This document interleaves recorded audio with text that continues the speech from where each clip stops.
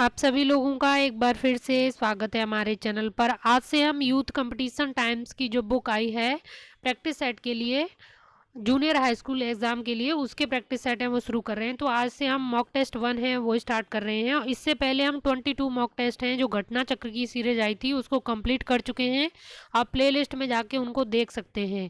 और इसके जो 10 मॉक टेस्ट हैं यूथ कंपटीशन वाले वो भी आपको सब मिल जाएंगे। तो आज से शुरू हो गए हैं, आप इस सीरीज़ को फॉलो ज़रूर करते रहें। तो चलिए शुरू करते हैं। पहला प्रश्न है, सुभाष चंद्र बोस आपदा प्रबंधन पुरस्कार 2021 में संस्थागत श्रेणी के पुरस्कार के लिए चुना गया है। ध्यान देना है, इसमें पूछा है संस्थागत श्रेणी।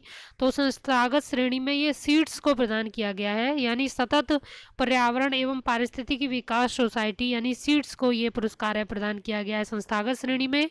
व्यक्तिगत श्रेणी में ये दिया गया है राजेंद्र कुमार भंडारी को।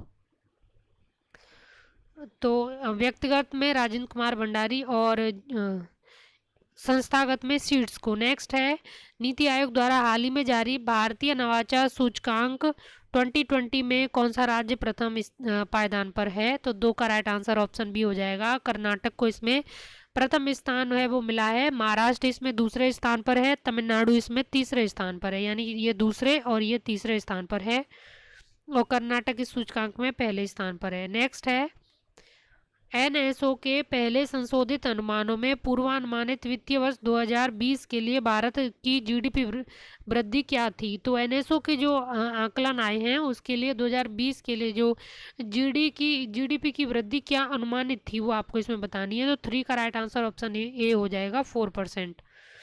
नेक्स्ट है, अमेरिका के 49वें उपराष्ट्रपति के रूप में भारतीय मूल की कमला हैरिस ने शपथ ली है, वह निम्न में से किस राज्य से संबंधित हैं।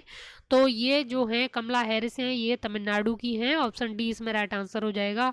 आज ही पीएम मोदी की तस्वीरें जो इनके साथ आई हैं अमेरिका कमला हैरिस के साथ से, तो ये एग्जाम में और भी ज़्यादा इम्पोर्टेंट हो सकता है, आपको पूछा जा सकता है। नेक्स्ट है,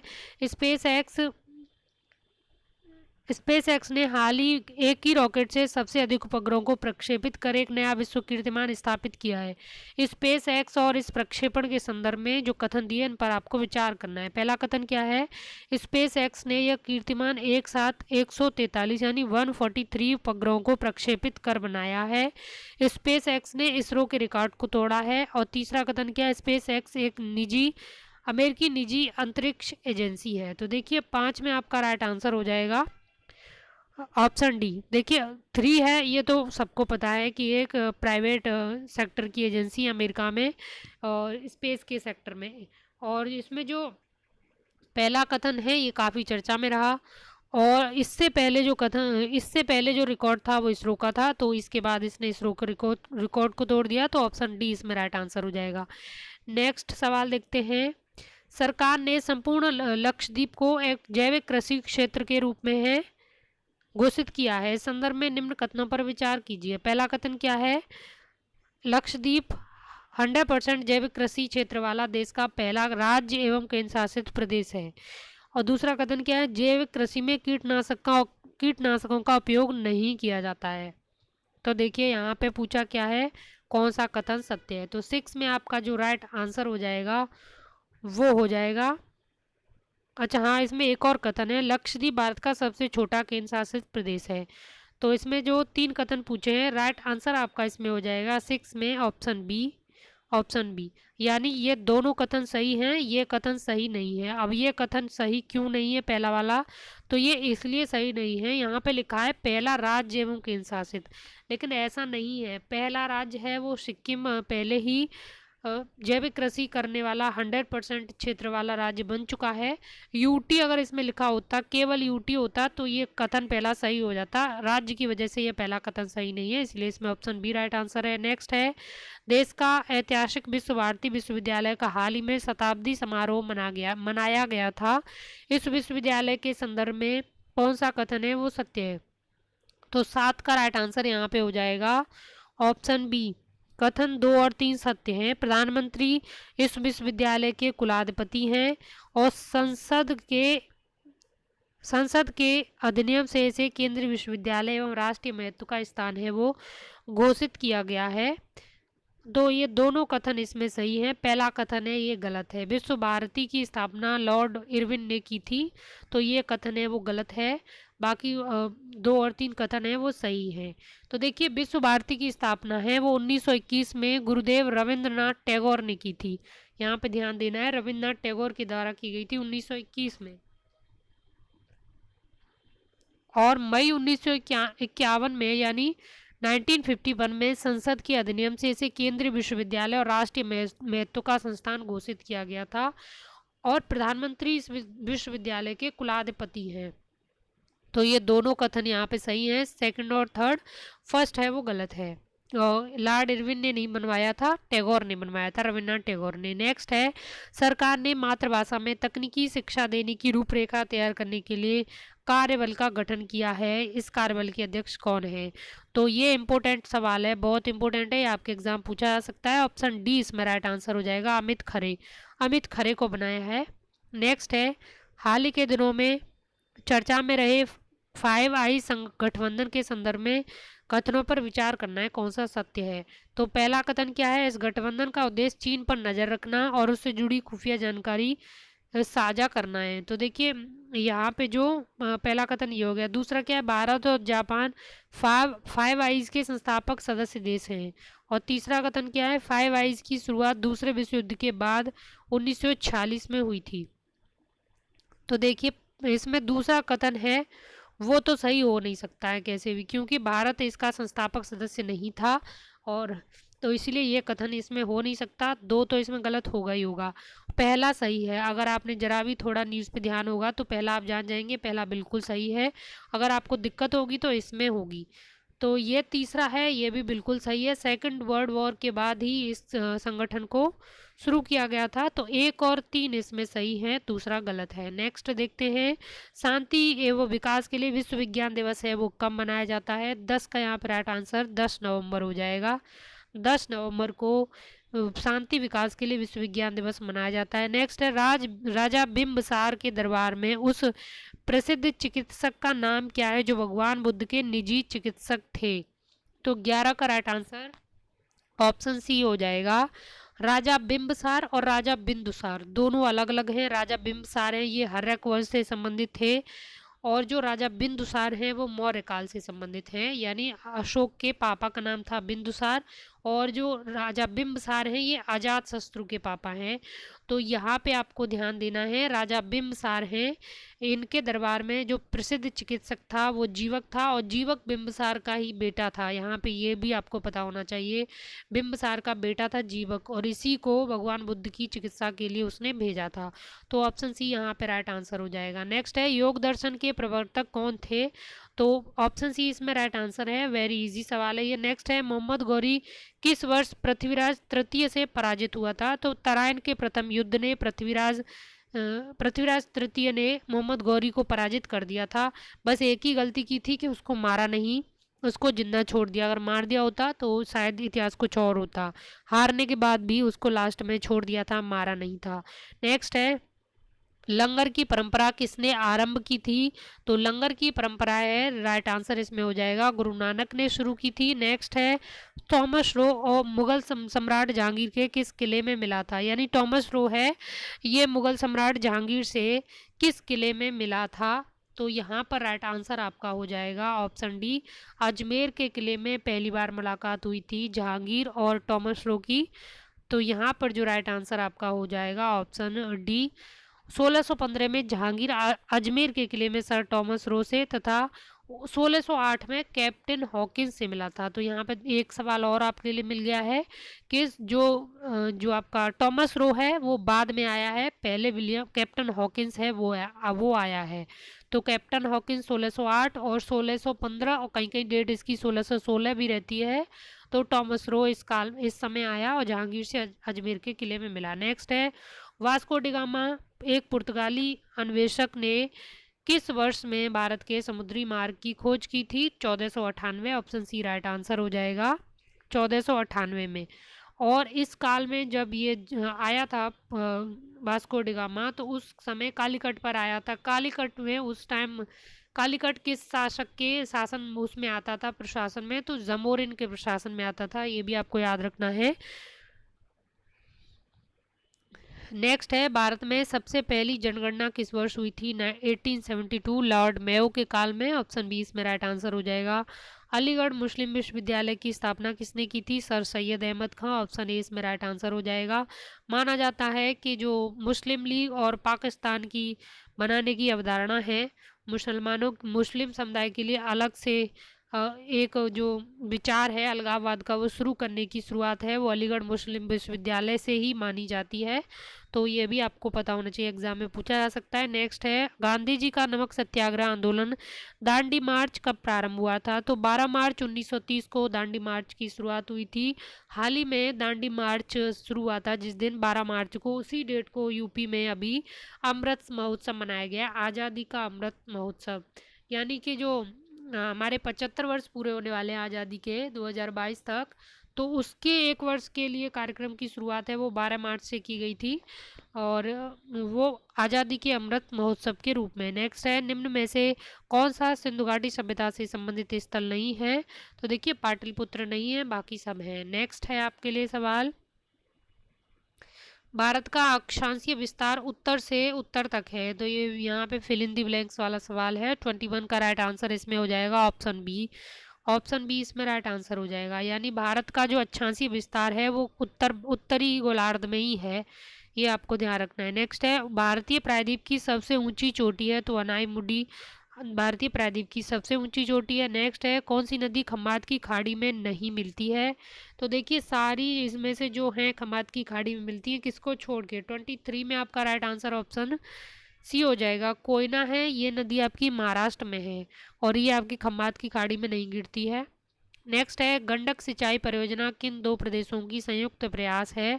24 का राइट आंसर ऑप्शन बी हो जाएगा, उत्तर प्रदेश एवं बिहार का। गंडक सिंचाई परियोजना उत्तर प्रदेश एवं बिहार की परियोजना है। नेक्स्ट है 25, तो देखिए व्यवसायिक उपयोग के लिए सब्जी फल फूल सबका उत्पादन है वो हॉर्टिकल्चर के अंतर्गत होता है। ऑप्शन ए इसमें राइट आंसर है। नेक्स्ट है, कोयम्बटूर को दक्षिण भारत का मैनचेस्टर क्यों कहा जाता है? क्योंकि यहाँ पर कपास के उद्योग हैं, मैनचेस्टर इसलिए बोला जाता है। और भारत में कई शहर हैं जिनको, मतलब 3 शहर हैं मैनचेस्टर इनको बोला जाता है, बस थोड़ा थोड़ा अंतर है। जैसे सूरत है तो पूरब का मैनचेस्टर इंडिया में इसको बोला जाता है, कानपुर को भी मैनचेस्टर बोला जाता है, कोयम्बटूर को दक्षिण का मैनचेस्टर बोला जाता है। तो ये तीनों शहर इंपॉर्टेंट हैं सूती वस्त्र के लिए। नेक्स्ट है, अभी कानपुर में सूती वस्त्र उतने नहीं है, लेकिन एक काल था कानपुर में सूती वस्त्र का उत्पादन बहुत ज़्यादा होता था, सूती वस्त्र के उत्पादन के लिए फेमस था कानपुर। नेक्स्ट है, संविधान सभा द्वारा भारतीय संविधान को कब पारित किया गया था? तो पारित कर दिया गया था 26 जनवरी 1950 को। ऑप्शन ए यहाँ पे राइट आंसर हो जाएगा।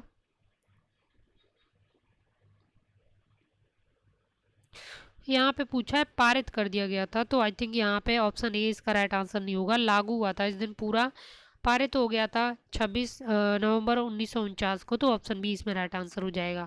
नेक्स्ट है, मार्च 2019 तक उपलब्ध जानकारी के अनुसार भारतीय संविधान में कितने मौलिक कर्तव्य हैं? तो 6 मौलिक कर्तव्य हैं। ऑप्शन ए इसमें राइट आंसर हो जाएगा। अरे sorry sorry sorry, very really sorry, यहाँ पे पूछा है मौलिक कर्तव्य, तो मौलिक कर्तव्य 11 हैं। और दिमाग में चल रहा था मौलिक अधिकार, तो यहाँ पे ऑप्शन ए नहीं, राइट आंसर ऑप्शन डी होगा।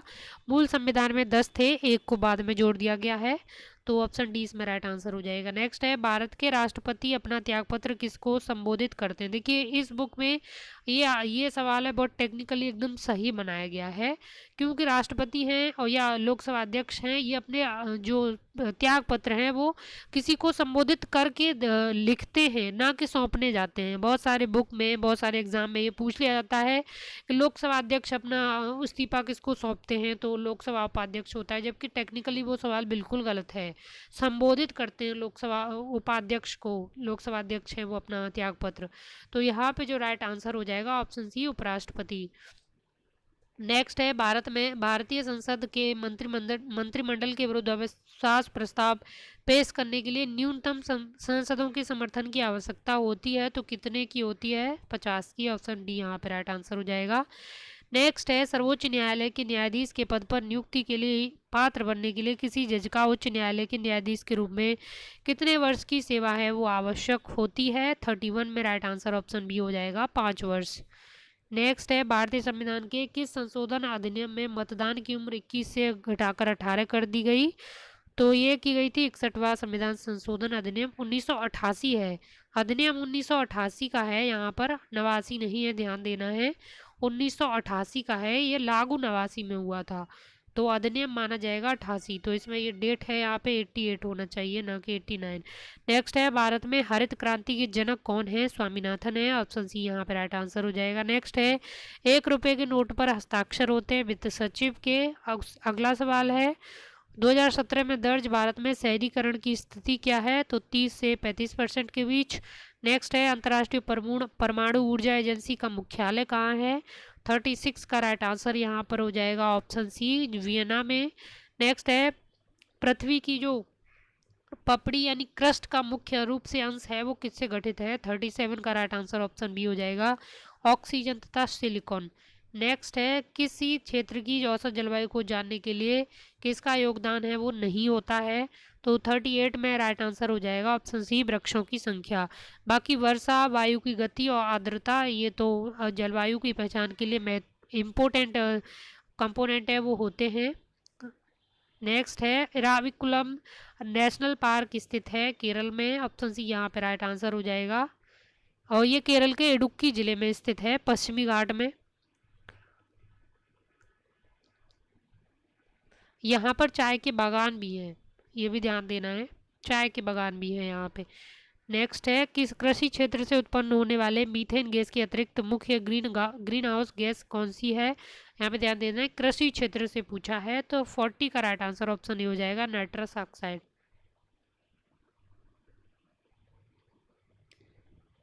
नेक्स्ट है निम्न में से कौन सी अदिश राशि है। अदिश राशि है कार्य, ऑप्शन ए यहाँ पर राइट आंसर हो जाएगा। स्वस्थ मनुष्य का तापक्रम वो कितना होता है। यहाँ पर 42 में राइट आंसर ऑप्शन सी हो जाएगा, 37 डिग्री सेंटीग्रेड। नेक्स्ट देखते हैं वह ताप जिस पर कोई ठोस वस्तु अपनी ठोस अवस्था से द्रवावस्था में परिवर्तित होती है तो उसको क्या कहते हैं। तो गलनांक कहते हैं। नेक्स्ट है कृत्रिम वर्षा के लिए प्रयुक्त है वो क्या किया जाता है प्रयुक्त। तो 44 में राइट आंसर ऑप्शन सी हो जाएगा, सिल्वर आयोडाइड। नेक्स्ट है अंगूर की खेती के संवर्धन को किस नाम से जानते हैं। विटिकल्चर, ऑप्शन ए यहाँ पर राइट आंसर हो जाएगा। नेक्स्ट है कौन सी जल में घुलनशील विटामिन है। विटामिन सी है, ये जल में घुलनशील है। बाकी ए, के, डी ये सब आपकी वसा में घुलनशील विटामिन है। तो यहाँ पर ऑप्शन से सी, और सॉरी ऑप्शन ए इसका राइट आंसर हो जाएगा, विटामिन सी यानी ऑप्शन ए।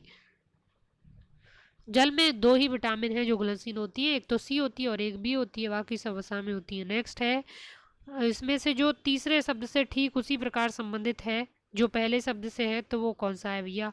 इसमें दाब पास्कल विद्युत धारा के लिए क्या हो जाएगा, 47 का राइट आंसर एम्पियर हो जाएगा। नेक्स्ट है ये कूट से संबंधित है, 48 में आपका राइट आंसर है ऑप्शन सी, ऑप्शन सी। और तो देखिए इसमें कैसे कूट बन रहा है, इनकम को लिख रहे हैं ये इस भाषा में, तो सेविंग को किस भाषा में लिखेंगे।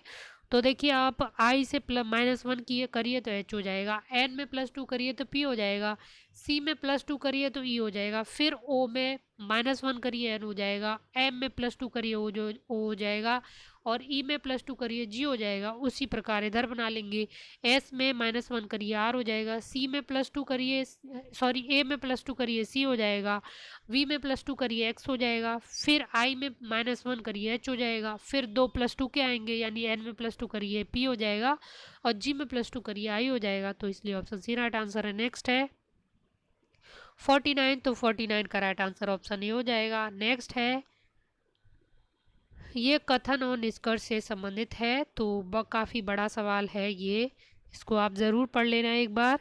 इसमें वैसे है क्या, मैं भी पढ़ देती हूँ। भारतीय सिनेमा में बदलते दौर इस बात की गवाही दे रहे हैं कि सितारों यानी कलाकारों के बड़े बजट की फिल्में खराब कारोबार कर रही हैं और विषय वस्तु आधारित छोटे बजट की कई फिल्में बढ़िया कारोबार कर रही हैं।